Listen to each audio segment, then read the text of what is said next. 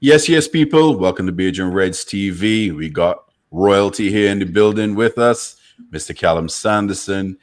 It's going to be a good show, people. Make sure you smash them likes, like, comment, subscribe, tell a friend to tell a friend, and make sure if you haven't subscribed to Team Coppish, make sure you subscribe over there. Those man them are on the road to 40K. We need to get them there before the season starts. But brother Cal, what's going on, bro? I'm good, bro. How are you, man? Feels like ages since we've chopped up a stream together, man. It's true. It's been a minute still. You know, work for us. You guys are doing this constantly, full time. I trying to juggle two things at the same time. Same thing with pops and crabs. Yeah, It's rough. I know. Trust me, I know. I know. I know. Just keep grinding away, man. It will come to fruition, man. It will. Yeah, 100%. We're on the road to 10K now, so it's 5,200. Get there organically. I'm good. I'm easy. I'm good. But bro, doesn't it feel good to be a Liverpool fan? Hey, bro, we live in life. I'm so happy. Like nothing rivals can say can bring me down at the moment. Like I'm living life. There's nothing they can say, nothing they can do that can rattle me, and we're rattling everyone. We're signing good players and we're rattling everyone. I love it. It's all I've wanted. This is all I've ever wanted, just to be at the top and to still strength. Feels beautiful. Yeah, I agree with you. I'm on a high. I can keep on this perch. And you know what, Cal, I got to say, FSG for life, bro. I'm joining you. My owners. Our owners, bro. I never doubted them. I kept on telling everyone, these lot are the truth. Never doubted my owners, man. Yeah. Sensational. I had a little bit of doubt. Nah, no doubt with me. No doubt with me. You stuck your head on a limb last time, right, with the Caicedo thing, and hey, people made fun of you. Look at me now. Look at you now. Who got the last laugh? Look at me now. Living good. I'm opening the bus doors and saying, jump on everyone, because this FSG bus is looking good now. They've been good so far, man. Really have. I know people will sit there and go, they've got to do it more consistently. But while they're doing things right, they absolutely deserve praise. Because when they do things wrong, everyone's quick to jump on it. So you have to show the same energy. If we're willing to criticize them and be harsh with them when they're not doing things right, when they are doing things right, we've got to show the same energy, right? Yeah. We've got to pick them up, got to show them that we're supporting what they're doing. We've got to show them that we're grateful for what they're doing. They've just delivered us Kirkesh, Frimpong, Florian Wirtz. That's an incredible start to the window. Yeah. An incredible start to the window. So we can't sit here and be mad at that. Yeah, I agree.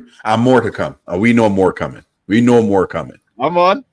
I said to Pops, because Pops was like, how much you think we're going to bring in this summer? I says, 5 at least, minimum. Pops is like, nah, I don't think it can be that much. But look, we got 3 in already, and we ain't even hit July yet. I think we could see 5, 6, to be honest, easily. Right as well, remember? Mamadash joins now as well. Yeah, so that would be 4, technically. Yeah. Technically, right? But we still need a striker. We know that. And I think we still need a DM, in my opinion, and a centre back. I completely agree with you. I don't see us getting a DM, though. I agree. I think it could be Grav. I think we run double pivot scenario. But Pop's bring up a good point at our last stream.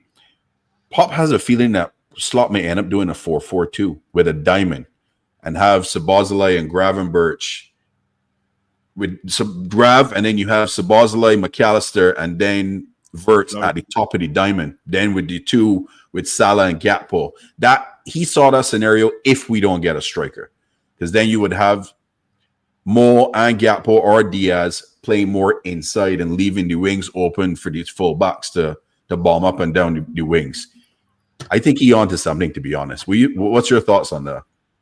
When I hear stuff like that, it makes me happy, because for the longest time I've been saying I want us to have players and a team whereby we can have different formations to counteract different styles.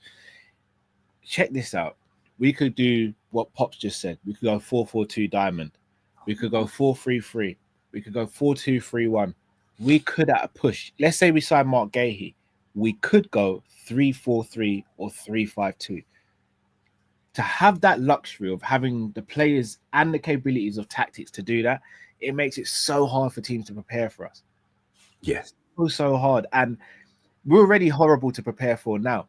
If you add in the fact of we're able to rotate players and still not lose a massive amount of quality, and then you're also able to rotate formations and tactics, you almost become an unstoppable team. And something I've always wanted. Now, 3 at the back, I don't know if we can do that at the moment without maybe a centre back or 2, but definitely 4-4-2 can run, because let's say it's not Grav at the base. You could go Endo at the base. You could go Grav as one of the side pieces of diamond. You could go Sobozla in the 10 if you wanted to. You could go Verts, or you could even do 2 10s with one up top. Like, the possibilities are endless, and this is all I've wanted for Liverpool, because we've been so predictable in our approach over the last few years, whether it be Klopp 4-3-3 or last season in the 4-2-3-1. Now we can literally go and be like, okay, if they're playing this formation, this is their Achilles heel. Let's go with this and let's use this personnel to do it. So I'm looking forward to seeing what we do next season. Yeah. So Núñez going out, good riddance to him. I crashed on him last season. I was one of his big supporters, defending him from the abuse he was getting. But I had enough. After that Villa game, you saw the clip. I went in on him and Jota. I want both of them gone, to be honest. That's me. I want both gone. Núñez because Núñez, and Jota because of availability. I've had it, Cal. I'm done with the two of them. I think the Villa game was the breaking point for a lot of Núñez fans. That's when I really started seeing the Núñez fans crash, to the point where I was like, guys, you gotta chill. You're gonna be too harsh. Look, I've got it wrong sometimes. I didn't think McAllister was gonna be as good as McAllister is. I was happy when we got McAllister, but I never thought he'd be this great. When we signed Núñez, I was very against the signing because it just didn't make sense to me. Mm-hmm. And I know you can't just go off YouTube clips and stuff like that, but even when we played them, I was just like, okay, so he's finished a couple of chances and looked decent, but the chances he's finishing is not sustainable. He's not finishing chances and making it look easy. They actually look quite difficult, the finishes. And then when I just watched his overall play, I was just like, this guy's not it. And I was thinking, you're not going to translate being bad like that in the Portuguese league and then being great in the Prem. It was never going to work. We misprofiled him. We misprofiled the type of play we needed, and it blew up in our face. What I will say, though, is the Jota situation is just as bad from the standpoint as he's not available. If Jota had great availability, we're not even speaking about Núñez right now. We're probably not even speaking about getting a new striker. The issue is we have to buy 2 attackers now. Yes. We have to. And that's if you keep Harvey Elliott, in my opinion, which it doesn't even look like we're going to do that. You got to go and get a left winger and you got to get a striker, because then that allows Diaz to play through the middle, gives Gakpo some competition, and then you go and get a new striker and then you should be okay. Yeah, I agree with you. It's tough. I mean, it is. Can I ask you a question? Obviously, you're in Canada a lot and you probably watch more of the Canadian national team than I do and all that. Don't say it. Oh, Cal won't. Don't say it. I know exactly where you're going with this. That bad? Jonathan David. That's what you were going to ask me about. Is it that bad on a free, bro? Is it that bad, brother? He is meaty, bro. You do not want him. Cal, bro. Listen, if you think people are bad crashing on Núñez, this guy, they're gonna crash out. I'm telling you. I don't care if he's free or not. I rather keep Lucho as your second option at the 9 and bring in a striker. What is so bad about? Because I don't get it. Even when he played us at Anfield, he scored a good goal. Yeah, he's a poacher. He's a poacher's scorer. He has no technical ability. He can't take on a player. He can't dribble. He doesn't head the ball because he's weak in the air. He gets poacher's goals. That is it for him. Nah, Cal. If you watch Copa, and I don't think you guys did your streams for Copa because of the time difference and so forth, right? We covered the entire Copa America tournament. Even Angel was like, nah, this guy is brutal. He's bad. Big up to everyone in chat. Make sure you smash your likes. Fair enough. No, strikers. We keep hearing about Isak.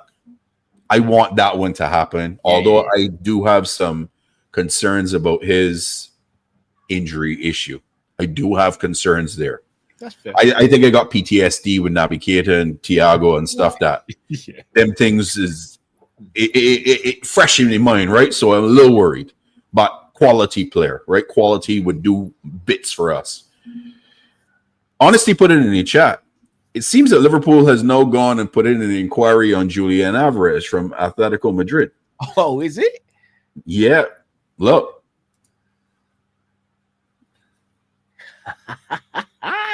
We're looking for domination, bro. We're looking at world domination on our lobby. We're not that humble person anymore, are we? We're just like, we're rich and we're going to tell everyone about it.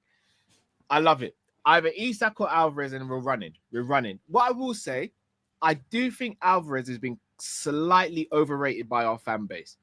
And when I say that, I think he's a brilliant footballer, but I think we're speaking about him like he's this like untouchable striker. He's still someone, in my opinion, who doesn't get as many goals as I'd want my striker to get. However, the rest of his game is absolutely excellent. I think people started hyping him up after he scored that wonder goal against Real Madrid in the Champions League this season, which was a sensational goal. But before that, I didn't really hear Liverpool fans really talking about him. If it's between him and Isak, I'm taking Isak. But I am not going to complain one bit about getting Julian Alvarez through the door. That would be a sensational deal. Honestly, I had a question here. Have you guys seen what Tom Werner said? FSG ain't playing around. They want to dominate for the time being. Why are we surprised? My owner's doing my owner's stuff. My owner's doing the right stuff. I agree 100%. So, Mark Gahey, I saw the thumbnail that LFC put out with some player with a thumb up, just the hand and the thumb up. People speculating, is that Isak? Is that Gahey? I'm like, I'm like, all right, let me go and look at Isak. I want to see the coloration of his hand. And then let me go and see Gahey and see if the coloration matching. Which one is it? I can be honest, it looked more like Gahey than Isak to me. But you know, Isak does that celebration when he scores. I yes, think that's what that was. It could be. Hey, I over the moon for both because I think centre back we do need with Kwanzaa going out, which kudos to Richard Hughes for getting the money he got for Kwanzaa. I mean, like, that's brilliant business. Do you know what we're sleeping on? Do you know what's brilliant business? Getting 10 mil for Trent for 1 month. Yes, fantastic. That rap. Incredible business. I'm not calling his name. That name is banned from out my mouth. Pops bait me in the last show, and I slipped up. Ain't happening again. So I'm glad you said it and not me. Bun that rap. Bun him. Kick here, let's put that joker. 10 mil for him. Again, it looks like we're going to command more than 40 mil for Elliott, especially with the tournament he's having with the under-21s. I hope we keep Elliott, but I can't see it happening. I think we'll get good money for Tyler Morton. I mean, they're talking now we're going to get close to 70 million euros for Darwin. I think if we sell Jota, I think we'll get good money for him as well. I don't think we'll sell Diaz, or at least I hope we don't. I don't think we'll sell Robbo now. I think we'll sell Tsimikas instead of Robbo. Yeah. We'll bring in good amount of money. We will bring in a good amount of money. 100%. Speaking about Diaz, apparently he's unhappy. His camp is unhappy with Liverpool. I don't see him going, in my opinion. But is it a matter of time before he does go? Yeah, I mean, if I was Diaz, I'd be unhappy as well. He was, in my opinion, vital for us winning the Premier League this season. And to be on the salary he's on, when you look at someone like a Darwin who, I mean, apart from that Brentford game, really wasn't pivotal in us winning the league. And then you look at Jota, who's barely available. Diaz, in my opinion, should be on at least the same money Darwin's on. I mean, and he's been on that money since he's been here. If you look at since we bought him in the January, and he helped us get to chasing the quad and was excellent. Then the following season, he started the season on fire. I think people forget that he was our best player before he picked up his injury. Then he got another injury, then came back and then ended the season really well. Then the season So then the season before last, his dad obviously got Chris. Kilo's got no chill. Kilo has got no chill. Big up Kilo. And then obviously the situation with his family where his dad was kidnapped and stuff, that's obviously going to disrupt the season then. And then last season, again, don't get me wrong, there were patches in the season where I was like, get this guy out of the team.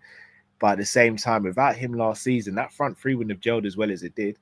Because Darwin and Jota were doing a madness last season. Diaz had to play a position whereby he's never played for Liverpool before. In the first game he played, it was against Leverkusen. He got a hat trick.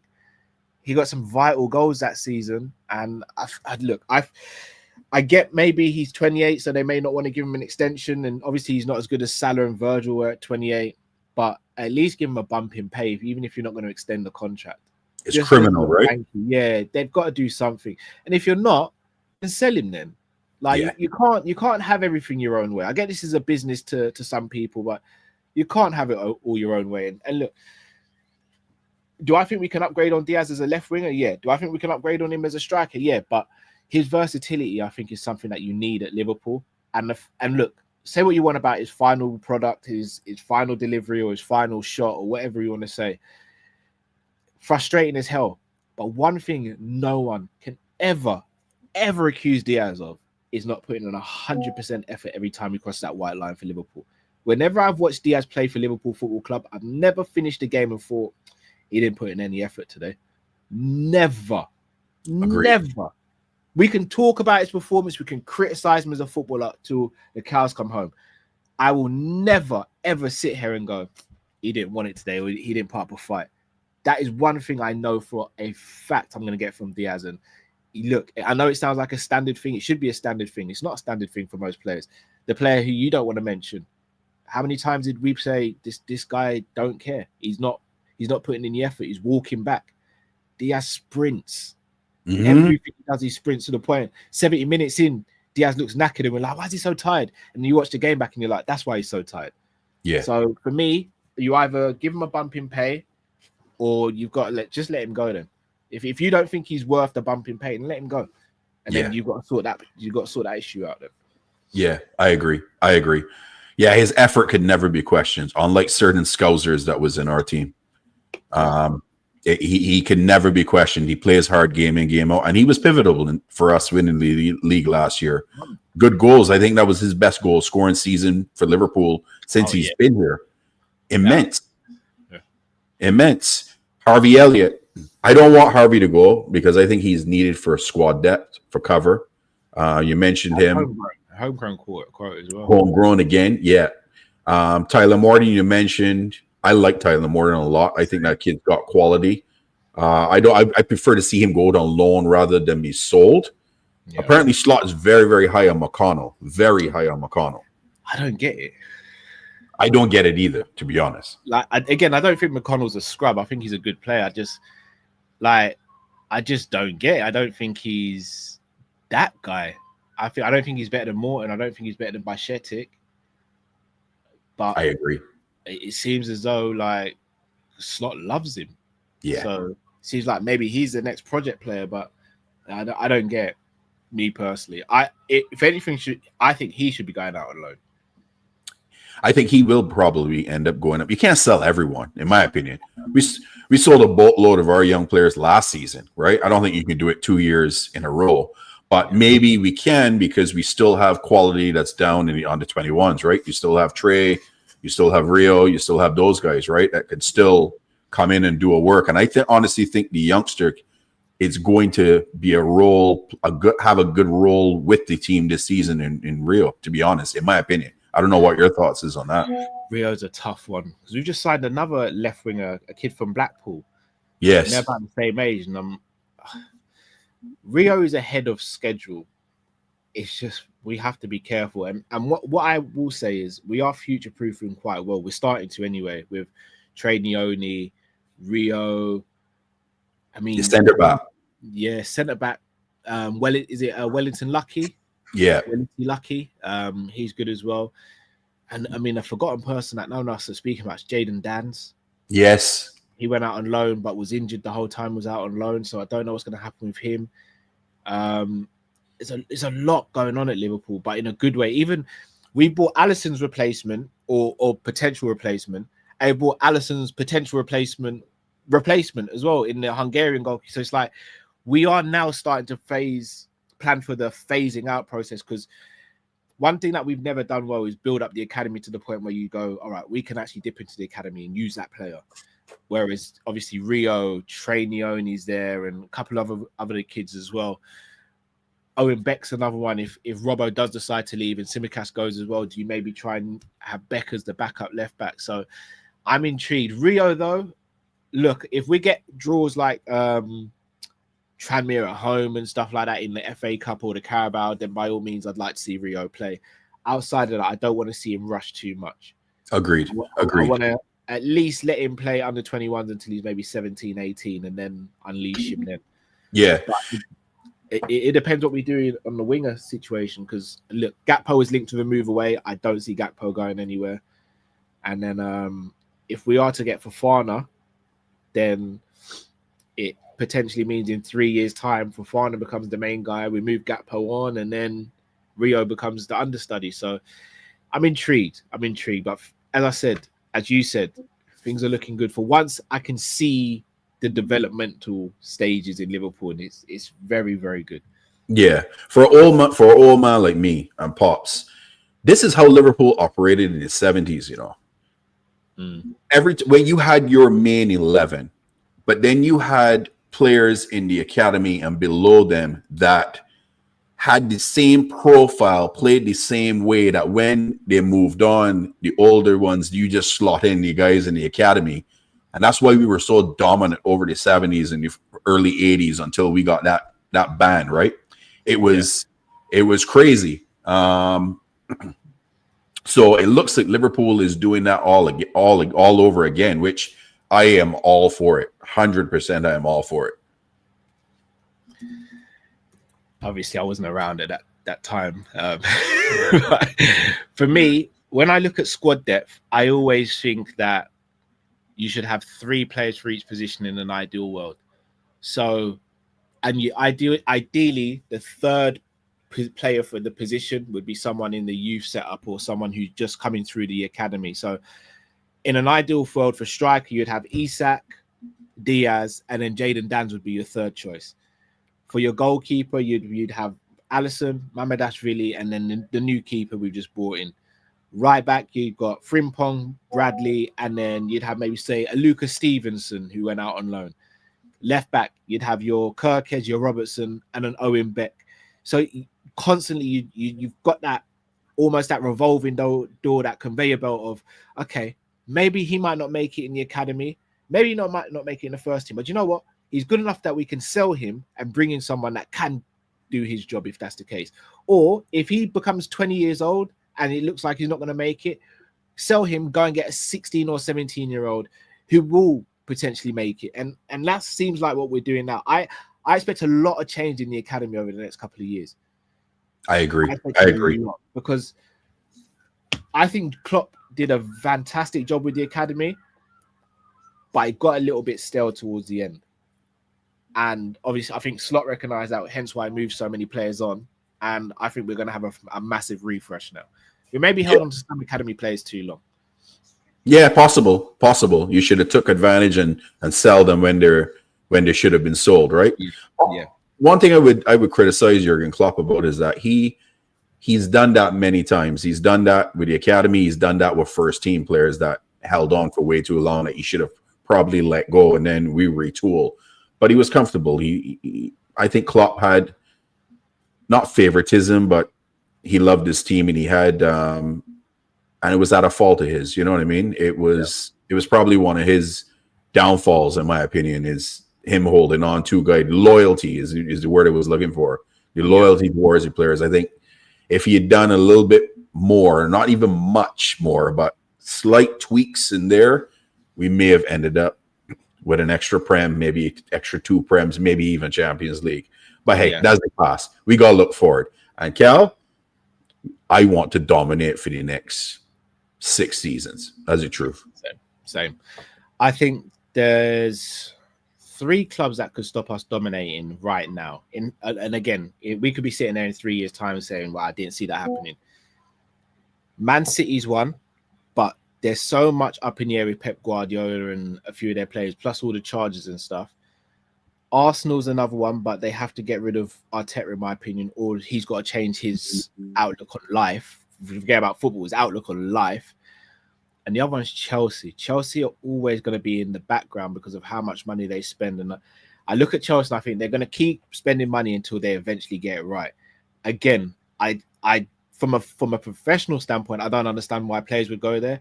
But from a security standpoint of getting an 8-year contract on big money, I get it. But there's got to be a point where players just look at it and go, enough's enough now. Why am I going to sign for this when they've already got 4 left wingers and I'm a left winger? So, I mean, Gittins has just gone there, which could be a good signing. But again, look how many players they've got that haven't really worked out. Mudryk is out there doing drugs and probably won't play for Chelsea ever again. They still haven't sorted out the main issues. They need a new goalkeeper. They need maybe a centre-back or 2. And they need a striker.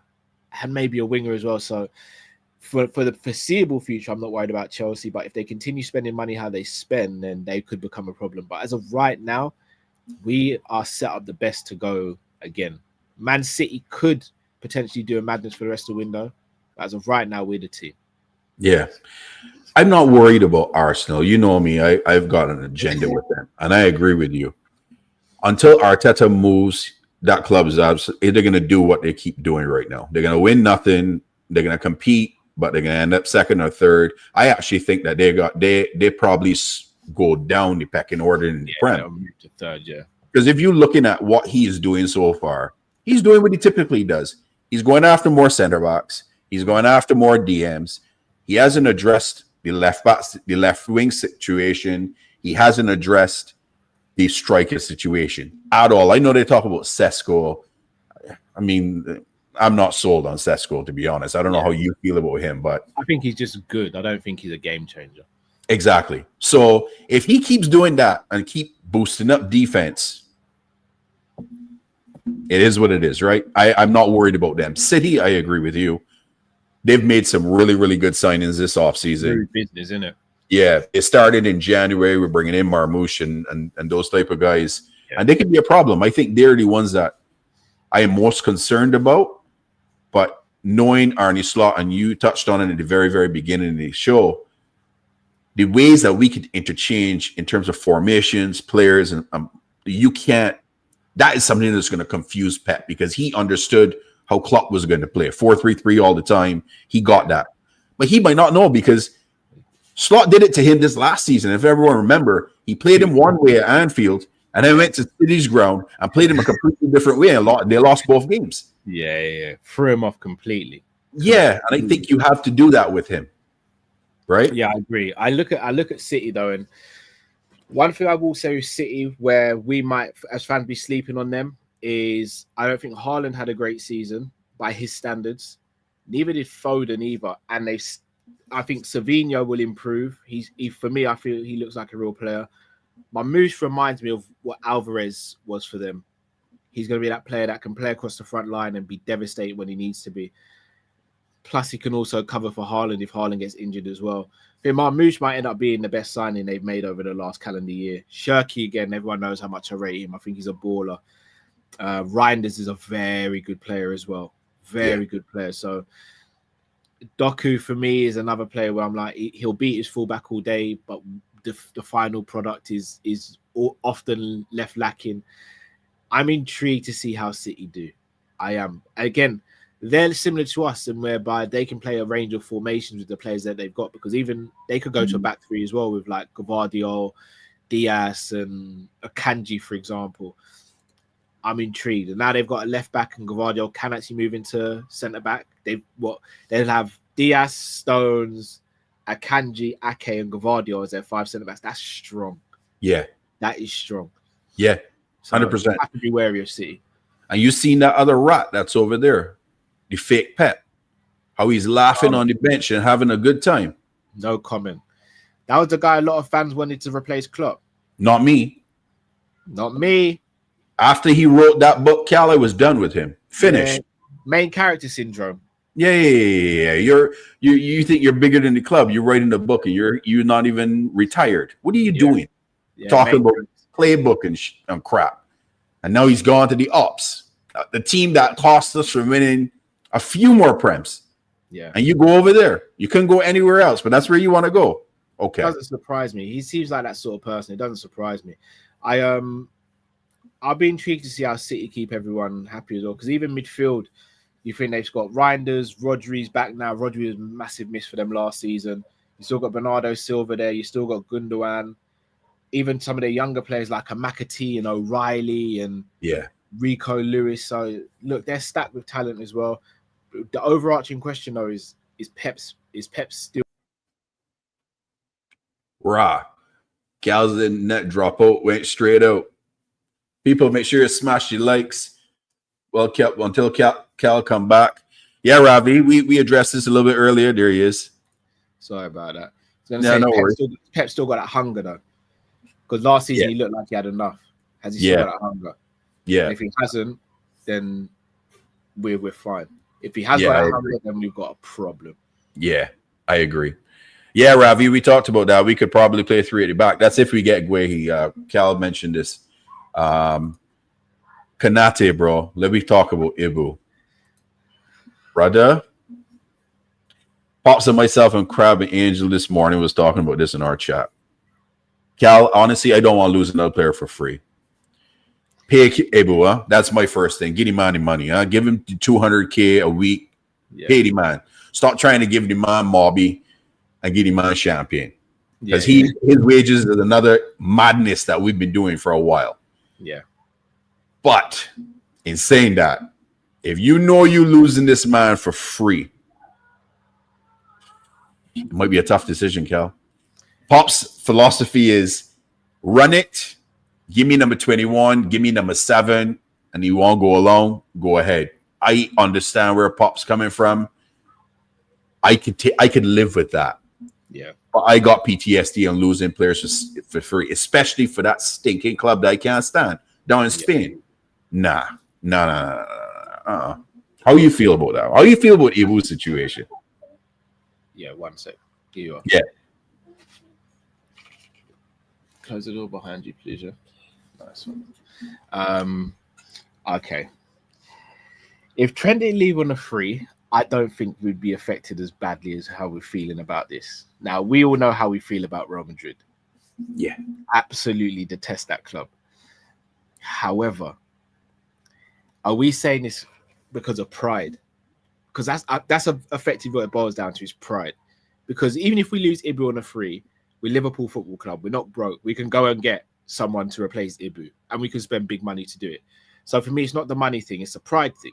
Mm-hmm. If it's a pride thing, then I'll ask everyone who says sell him now instead of losing him on a free. If we get 40 mil for him, but we don't win the Prem or the Champions League next season, is that 40 mil even going to be worth it? No. And bro, next year I'm looking to see you and the boys in Liverpool, because you'll have a year to save up to fly over, get accommodation, and meet us at the parade. That's the way I'm looking at it. And Ibu in the team gives us, in my opinion, a stronger chance of winning the league and Premier League than him not being in the team. I fully get where you're coming from. This notion of just letting players leave for free. But I'm going to be real with you, bro. I think that's the way football's going anyway. I think that's the way football's going. And look, we as fans, the media, everyone's kind of played a part in this. Like, we can't have it both ways, because we can't sit there and go, yeah, this player needs to be loyal, 100% loyal. And then when a player's doesn't feel that love back from the club, we can't then expect him to be like, no, I'll sign a new contract just so you get paid. They're going to be like, if I'm Ibu and I'm saying, look, Saliba, Gabriel, some of these other players are on 200K a week, and I believe I'm as good, if not better than them, and the club go, no, we think you're 150 at best. I can't be mad at Ibu if he goes, all right, cool, I'll see out my contract and I'll go. Technically, if you look at any other job in the world, if you see out your contract and do your work until the end of your contract, you're actually lauded for it. You're actually given honors for it and not ridiculed. Whereas in football, it's very different. You're expected to, go above and beyond for the club. Liverpool aren't broke. We have to get this mind. Like, if we haven't, as a fan base, changed our mindset about Liverpool being broke now, we never will. We just spent 100 million on a footballer, without selling anyone. So, for me, keep Ibu, try and continue to sign him up to a new contract. But for me, the benefit of keeping Ibu as well, it gives you a whole calendar year to find a potential replacement as well. Because if we look, I rate Gahey. Gahey's not on Ibu's level. I agree. And to expect Gahey to come in and to be as good as Ibu, I think for me is unfair. And it's not going to work out well, in my opinion. So Gahey for me should become someone who comes in and rotates with Virgil and Ibu. And in my opinion, you still go and get someone else, someone younger, of a younger profile, so that if Joey goes down with injury or Joey has to cover at right back, we've still got that cover there as well. So whether we do that or not remains to be seen, but that's what I would do. No, I agree with you. And you make some very valid points. And Pops brought it up today, and I was on I don't want to lose him, and that's the pride thing, right? Sell him. But when Pops made the point, you know what, I'll take the 21 and the 7, and Ibu goes on a free. I agree with Pops on that front. And you just made some valid points that, you know what, you guys are right. That's the way you should approach it. Don't let the pride get in the way because of how Trent did us and speaking Spanish and fluently and say he learned it in a couple of months. And look at me, I just said his name. Fucking hell. Oh, yeah. We have a chat about Trent.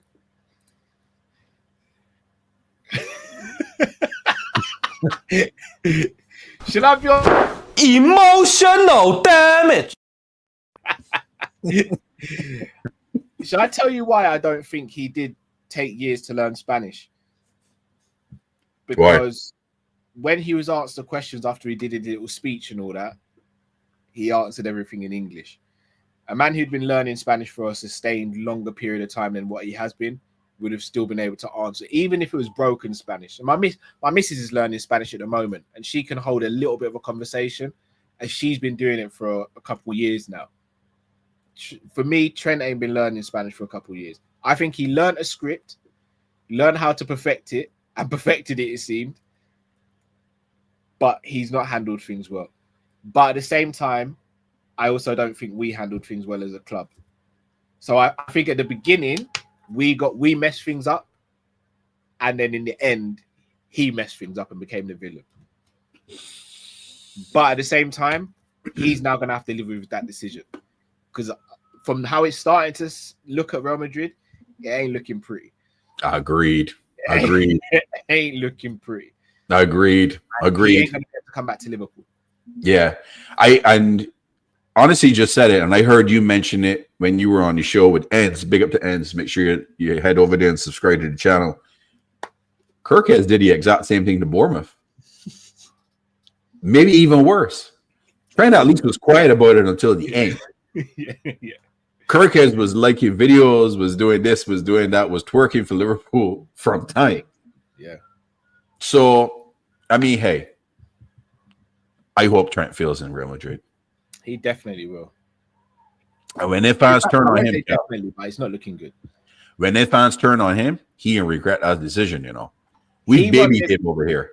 He won't be able to get away with what he got away with at Liverpool at Real Madrid. 100%. But again, us as fans will give. But how many times did we do player ratings on Kopish? And I'd be like, Trent didn't have a good game today. And I'd get ripped to shreds for it. How can you speak about Trent like that? Look at the pass he made. And I was like, all right, so look at all the times. Look at all the times he let someone run off him. Look at all the times he got beaten. Look at all the times he jogged back and made Ibu run out to the channel and have to die for the cause. Like, he can't. Xabi Alonso's called it out from early as well. Slot called it out. Yeah. So, again, love Klopp. Klopp spoiled him. Yeah, agreed. Klopp babied him, in my opinion. Him, wait. Is Barry calling you Mr. Kalaloo?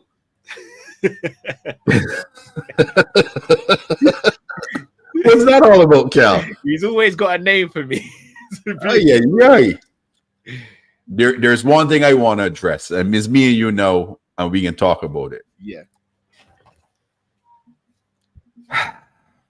Why these people don't leave you alone with this curse talk? The curse is dead now. The curse is dead now. You know, I had a safe haven for you in case it got really, really, really, really, really, really bad. You had something to disappear to.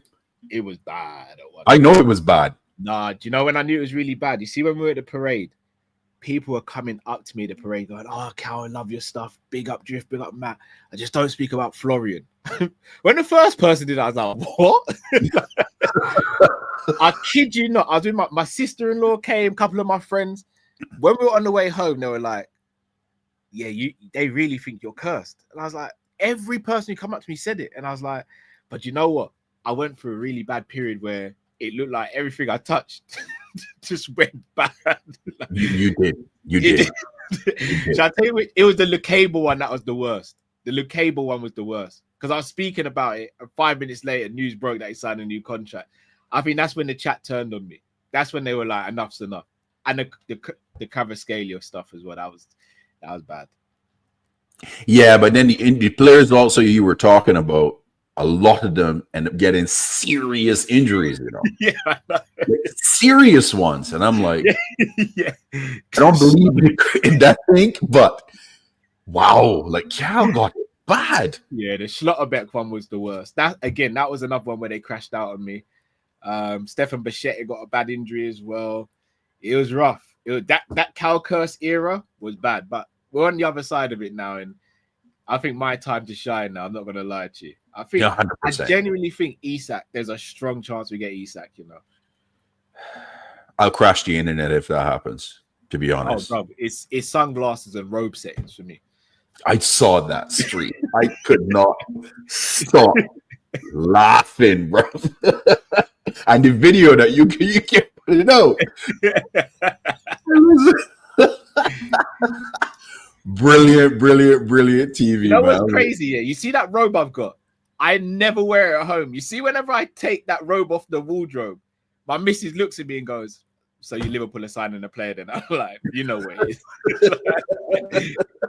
He was like, "You know what it is. You know what it is." Oh man, that feeling of the Florian Wirtz stuff. Oh, I don't know if I'll match that, man. That was special.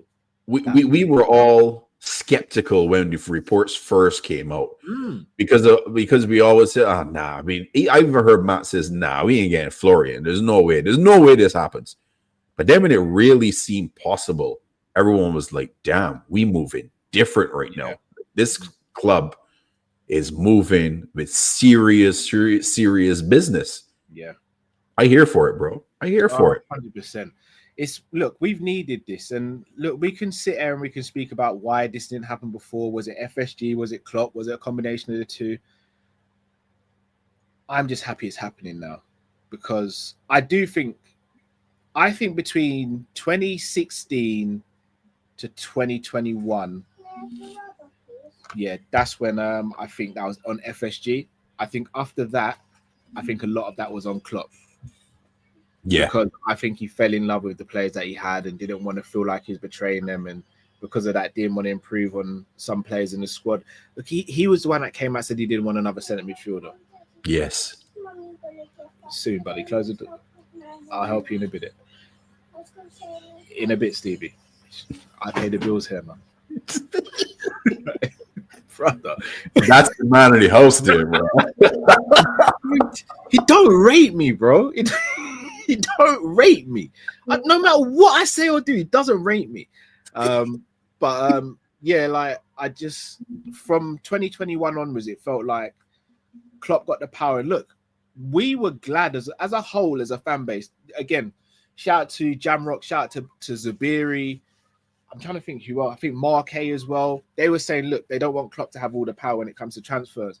And I was like, you know what? I think he's earned it. I'm all right with it. In hindsight, it was a bad move. They were right. They were right. You can't give anyone that sort of power nowadays.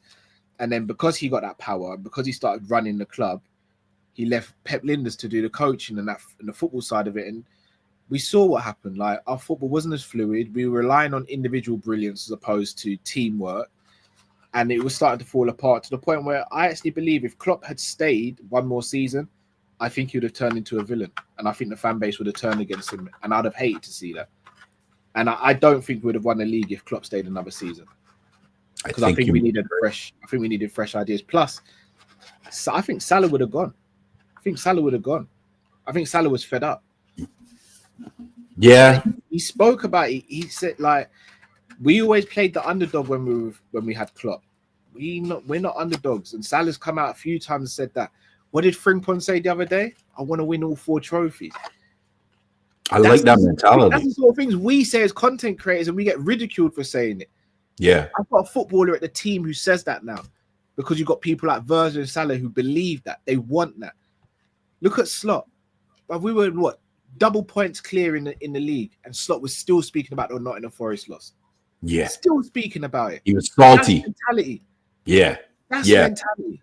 That's what I want at the club. And again, I'll never disrespect Klopp, because without him, we're not in this position right now. He's our modern day Shankly. But now, in my opinion, we've got a modern day Paisley, and we need to capitalize on it. We have Spot on, Kyle. Spot on. Me and Pop said the same thing. Klopp, Shankly, Slot, Paisley. Yeah, absolutely. And Paisley won way more than Shankly did. Yeah. Way more. But it wasn't even close. Because of the foundation that Shankly made. That's again, right. I don't think there's another manager we could have got who changed the fortunes of Liverpool like Jurgen Klopp on the budget that he did it with the adversity he was going through. I don't think there's another manager who would have done that. And for that, I'll always be forever grateful. He's still the greatest Liverpool manager in my lifetime. Yeah. He's my favorite manager of all time. But I have to be objective about it. I think Klopp stays a bit longer. I think we start looking at him thinking, yeah, it's not good. Yeah, I agree.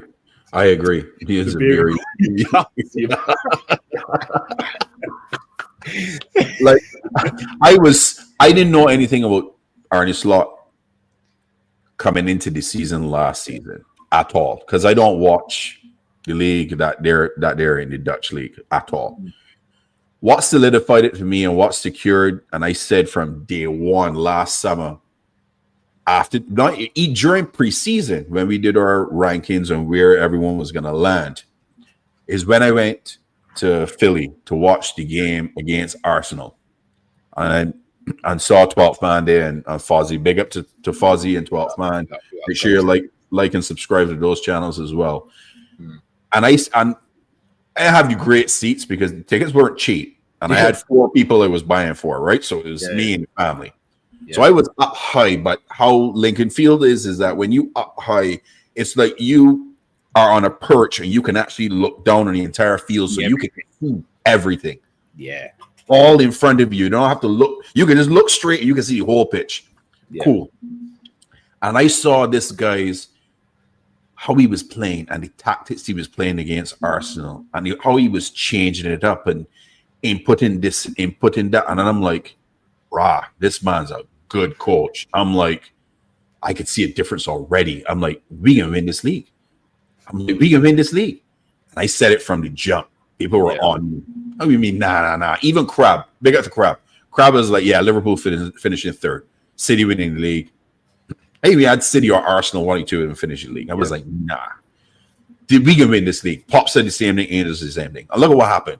We dominated. We only lost the last couple of games because the league will wrap up already. I could care less. I could throw them in the bin. It meant nothing.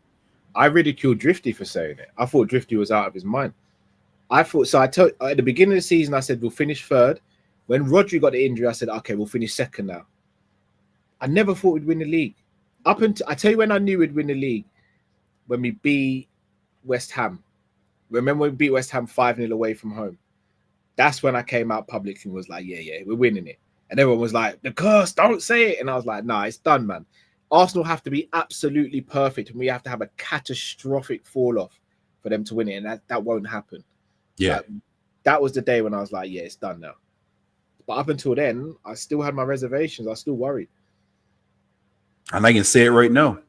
Number 21 next season. I'm on. 21 trophies. 21 trophies. It's happening. It's happening. It's happening. And we are serious contender for Champions League. Yeah. The only team I struggled against, and I still think we beat them, they just caught us at a wrong time last season, is PSG. Because if Kwanzaa had scored a goal in extra time, they would have been knocked out. It wouldn't even gone to penalties.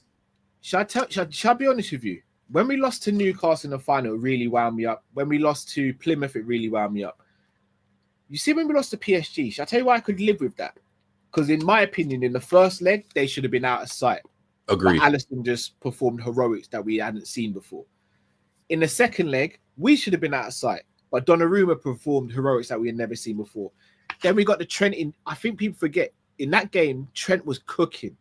Yeah. Before he got injured, he was running that game. Then he got the injury. Then Gakpo wasn't fit.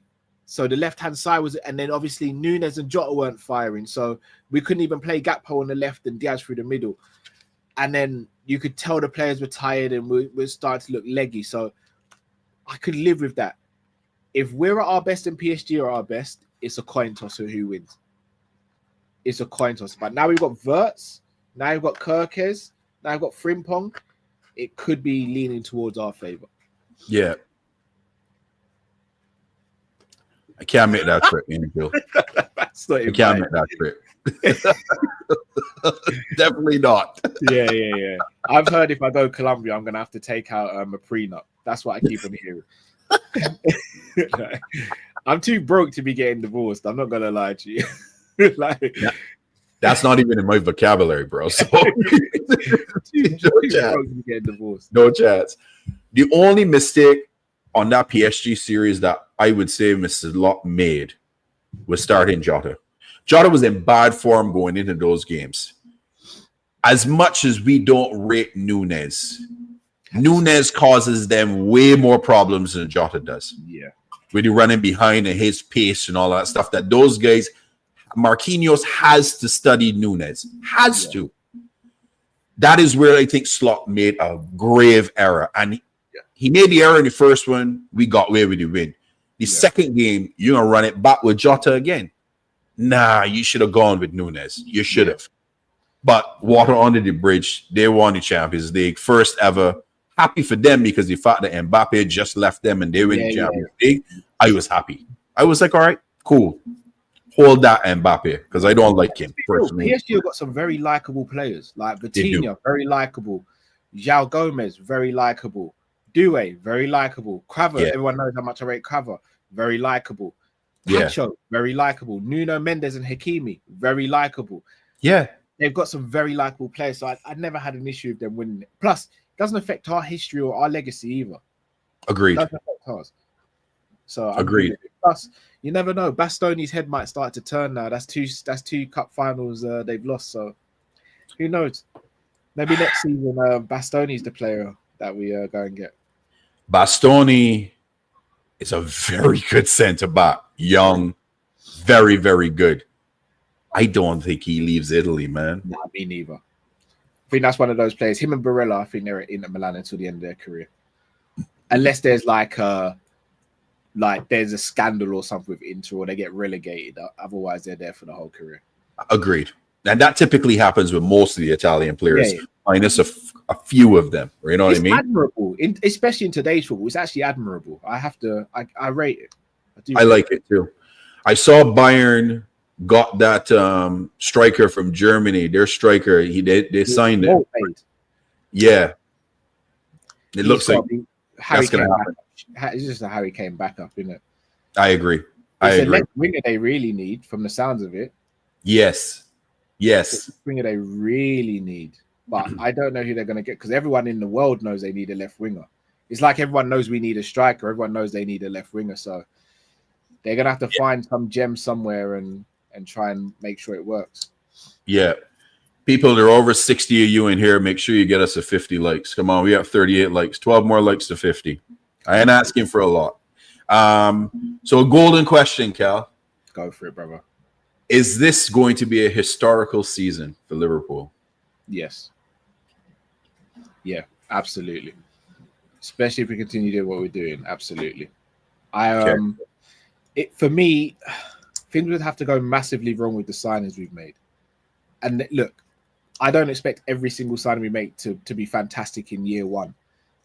But with what we've got already, what we're building, especially if Konate stays as well, like, we're in a very healthy position, man. For me, this is the healthiest we've ever been at Liverpool. In a long time. In Yes. a long time. And don't get me wrong. When we had the midfield of Thiago, Fabinho, Henderson, Naby, Ox, for example, we were healthy then. And Genie, we're healthy now, man. We're healthy all over the pitch. We're healthy. So we can continue doing what we're doing. We're good. We're good. What is a good season for you this season, trophy-wise? What is the bare minimum you can take, you will accept? I should rephrase it. Bare minimum, Prem, and domestic. Okay. And obviously quad. Yeah, you know. Yeah, you know how it goes by now. 4 horsemen, like, I hold up the 4 like Ric Flair, like is it? Yeah, and look, I know everyone will go, it's impossible, it's impossible. Surely a couple of seasons ago showed it wasn't actually impossible. Very difficult, not impossible. Not impossible. Agreed. And Agreed. I think we can do it. I think we can. I'm not saying, look, I still think we're a DM short, a centre back or 2 short at the moment, and obviously a striker, maybe a winger. But if we can address some of those issues now, and then maybe again in January, we address a few more, we could be laughing at the end of the season, guys. Yeah. I'm telling you, you guys, save your money from now. I want to see you guys at the parade next year. We'll make it happen because that's the plans. We already talking. I gotta look for an Airbnb in Liverpool because I ain't doing that mad trip that you guys struggle to get back home. I rather book an Airbnb for 2 days. Yeah. The day before the parade, 3 days. Yeah. Sleep and then leave the next day. You know what I mean? Yeah.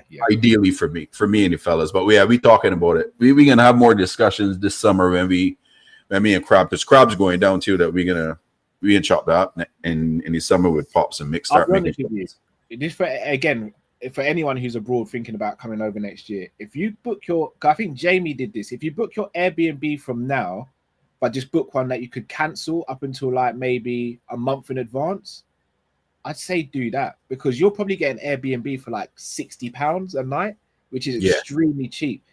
Whereas if you book it close to the time, they'll probably triple the price because they'll know that people will be looking for something.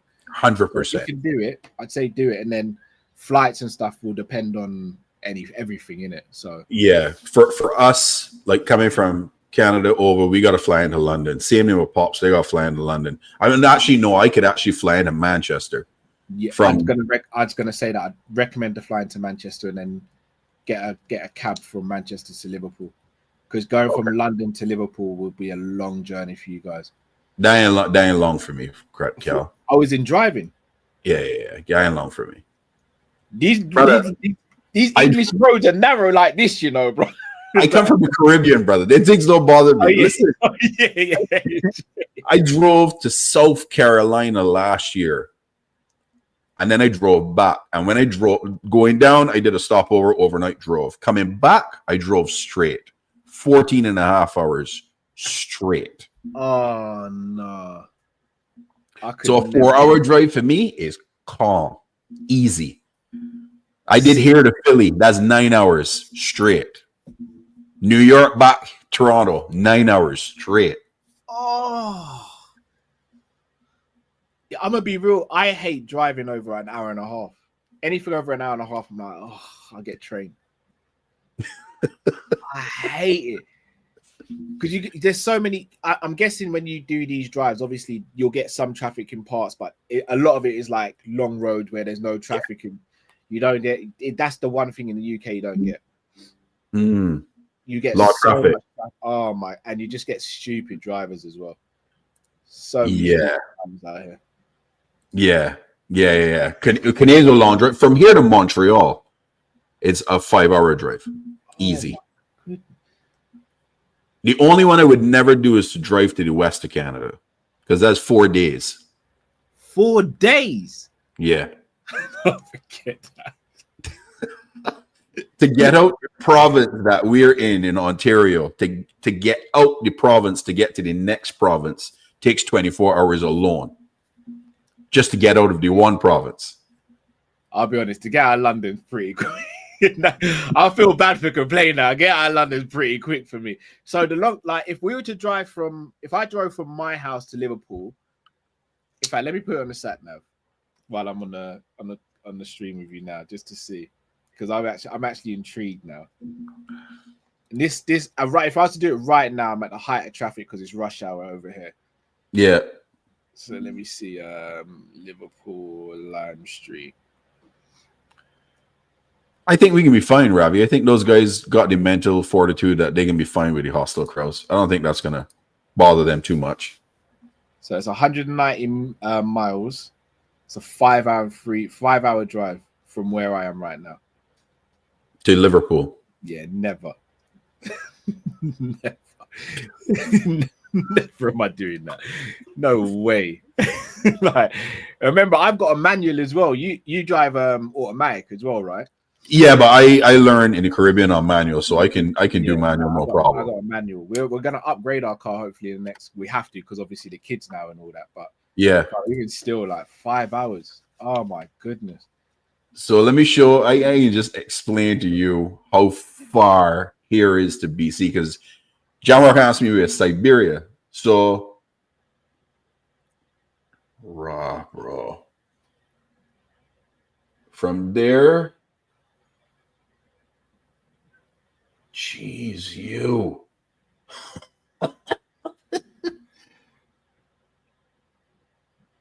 39 hours. Oh my goodness. Just to get 39 hours just to get to Montana. And then you still got another fair amount to go. It's 4,162 kilometers. See, away. I don't, because we're in England, I don't think we, as people who lived and grown up in England, can understand just how vast a place like America or Canada is. I didn't realize polar bears going to Canada. Oh yeah, up in northern Alberta and stuff, 100%. Get that. Yeah, polar bears. Bro, I see a badger. I'm in the house and I'm looking doors. A polar bear, bro. I'll be real with you. You see, I'm in my conservatory where I film. If a polar bear is in my garden right now, I'm done. I'm done. Like, you'd see cameras flipping. You see the backdrop gone. Like, it would be chaos. You take off. Bro, I think you'd break into the conservatory. Oh yeah, it would. 100%. 100%. Big up to Sarcasm and Flawless for the raid. I wouldn't have a chance. Yeah. So you guys don't have much dangerous animals in the UK, do you? Honestly speaking, I don't think we do. Like, we get loads of foxes. The foxes, they run from. The most a fox will do, they might attack like a little child. Foxes are probably, I can't think. Badgers, maybe, but even a badgers, we get deer, but deer don't trouble anyone. You lot got moose and all that. Oh yeah, you don't want to see a moose, bruv. Oh my, moose! A moose would attack you. Yeah. But they're called what they called the Black Widow, right? Yeah. No, forget that. Right. If you see a car hit into a moose, the car is finished. Yeah, finished. Yeah. Fold up. If I'm not mistaken, moose kill more people than any other animal, right? Yeah. So we got fox, coyote, wolves. So that's 3. And then we got the mountain lion, which other people will call as a cougar. We got cougars. Okay, so we got the lynx, which is another one. Then we got the moose. Then we got black bear, brown bear, grizzly bear, polar bear.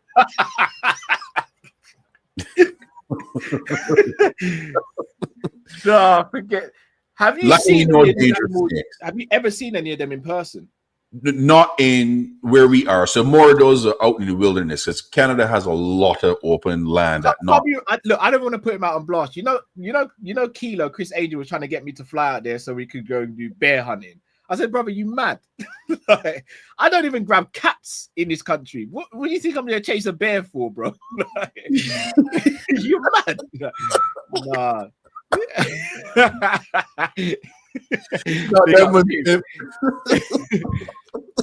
Like, So a lot of them is like, so when you go camping, you go up north. A lot of people camp, tent, or some people have trailers, or you get cottage. You got a good opportunity. You could run into a black bear in Ontario. Now, if you go out west, so you go to Vancouver, you will come across browns, which are bigger than the blacks. Yeah. Grizzlies, cougars you would run into. In Ontario, where we are, the most you would see is moose, wolves, coyotes, and a black bear, which are smaller. That is most you would see if you go camping. But I'm not a camping guy, so I don't run into them. Neither. Me neither. I'm not. Oh, pimp, you are ruthless. Even wolves. Like, I don't think people realize. I watch a lot of animal documentaries and all that. I don't think people realize how big a wolf is. Yeah, they're fairly good size still. Yeah. Like, yeah.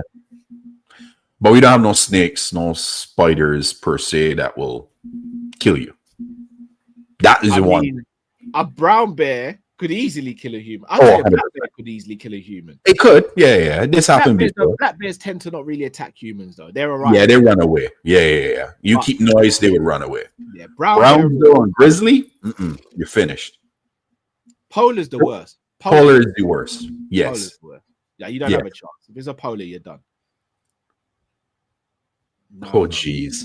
Big up Beijing and Mr. FSG. Merch coming to a store near you. Oh, yeah, 100%. Oh, we got sharks too. We got great whites. You can't even go in the sea. Nah, you don't want to go in the water though. It's cold though. It's cold. That's why you have them. Do you got crocodiles as well? Nah, none of them. Nah. Yeah, raccoons. Yeah, raccoons and skunks. Yeah, 100%. Raccoons don't attack anyone though, do they? Oh, they do. If you get close to them and got kids, oh yeah, they'll jump on you for sure. 100%. 100%. So you're not safe at all then? Yeah, you're safe. I see them walk across my back fence in my backyard. You keep making noise. You see bears walk across your backyard? Not bears, raccoons, raccoons. No bears down here. You see coyotes, you'll hear them. All right, so behind me there's like forest, right? So you would hear them at night. The coyotes in the forest. Do coyotes attack people, or they usually attack other animals, right? Small dogs, yeah. And they would try out of a small child. They would definitely try to attack a small child for sure. But big people, nah, they ain't coming around. On small dogs, yeah, definitely taking them. 100%. That's not my plan. So, bro, what do you guys got going on? You got your call-in show today? Yeah, Drift's on the calling show. I can't make calling show today, so Drift's on the calling show. I might throw out a couple videos over the weekend as well. On Big Up, we've got the under-21 England game tomorrow. I've got UFC 317 tomorrow night as well. And then Sunday, I'm going to try and recover as best as I can. Yeah, when you do those UFC ones, bro, I don't know how you get sleep, bro, because rough. Because that's late for me, and I know it's early morning for you, and you'd be up. I'd be like, and Cal got young children. How is he doing this? Do you know how many times? So because it's summer where we are, we'll call it summer. It's hot at the moment where we are. So it's light very early in the morning. So about 4:30, 5 o'clock in the morning, it's light. Sometimes Stevie and Robbie will get out of bed and they'll come downstairs thinking that I'm up because I'm working. It's a normal like 9 o'clock or something. I'll be like, no, you gotta go back upstairs. Like, don't think you're getting up now and not going back to sleep because it's a madness. It's absolute madness. Yeah. Oh yeah. It takes Dakota remind me. We do have Black Widow spiders too. Oh my goodness. Forgot about that one. And the Canadian geese. Yeah, you don't play around with them. They will attack you. 100%. So people, make sure you head over to Sanderson Show tomorrow night for UFC. If you like combat sports, I've been in there. I've been in the chat. Yeah, you've been in there. That's a lot of fun. Call-in show at Coppish tonight. We do have our Friday Night Lime tonight as well. Later on at 7 o'clock Eastern time. So come in, chat. We do a bit of a madness. And then next week for us, we got Drift on Tuesday coming on. I can be crazy as always, and I gotta work. I gotta schedule with Matt as well before we go on holidays, because we won't be streaming for about 3.5 weeks per se. Literally, when I come back, Community Shield is a Sunday. I come back to Saturday, Community Shield is a Sunday. Then the season starts. So, but Cal, love, thanks for coming on, bro. Thank you, bro. Thanks for having me, man. Appreciate you. Big up to the rest of the guys as well. I've got to jump back on with the whole team, man. Yeah, we can set out. I want to do one with this, all of us, 6 of us. Yeah, we have to. Yeah, we will sort that out together. Definitely. Peoples, thanks for watching. Make sure you hit those likes, get us up. Make sure you subscribe to the channel if you've not done so. Subscribe to Team Coppish. People, stay safe, stay blessed. I stealing Cal's words. Major Red and Coppish, we out. Peace.